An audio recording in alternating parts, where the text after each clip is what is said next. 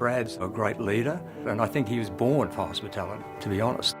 He's a good problem solver. He doesn't back down with challenges. When I was 13 years old, I had this amazing ability to talk nonstop. My parents thought that I should go into the hospitality industry. They told me about this great school called BCIT. The concept of doing education for 2 years and then getting out into the business world and working really attracted me. What I didn't know is how much they were going to cram 4 years into 2. That probably established my work ethic to the nth degree. The type of detail that we got into was so practical. We came out of there with the skills to go out there and be successful from day one. I think a lot of people believe that running a hotel is pretty straightforward. It's like wearing a nice suit and being out shaking hands and talking to customers, but it's actually a very complex business. It's like a small city.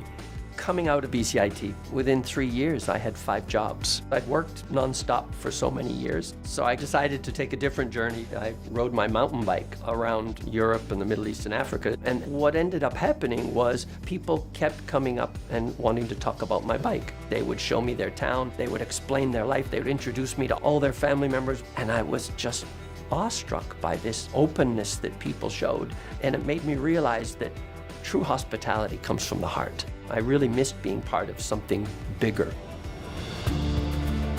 Bali was my first general manager's job, and I went to just a spectacular hotel, an institution in Asia Pacific, the Bali Hyatt Hotel. My timing wasn't so great, though. There was the downfall of Suharto, the Asian financial crisis, and then there was the Bali bombing. There was quite a bit of turmoil in the streets. I couldn't just run out of the country. I needed to stay behind with them. We were kind of in the trenches together during those dark days. It's a big impact in the industry in Bali, in terms of hotel industry in particular, or tourism as a whole. And I think he did a lot for a great number of years in putting business a little bit back in the normal. He also, at the same time, he helped development, grooming a new generation of a lot of management staff. I think he did a great job.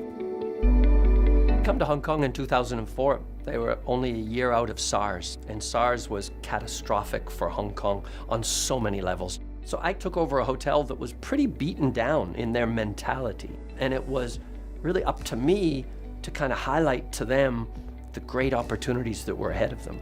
I was in the perfect place at the perfect time.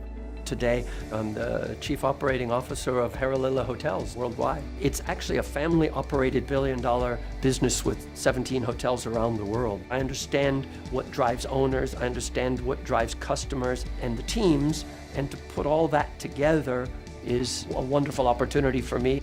My travels are pretty much dictated by me. I flew from Hong Kong to London. From there, I caught a flight to New York and went for the opening of a New York hotel. And then I came back through Vancouver, saw my family, and from there flew back to Hong Kong. So I'm on the go all the time, which really suits my personality.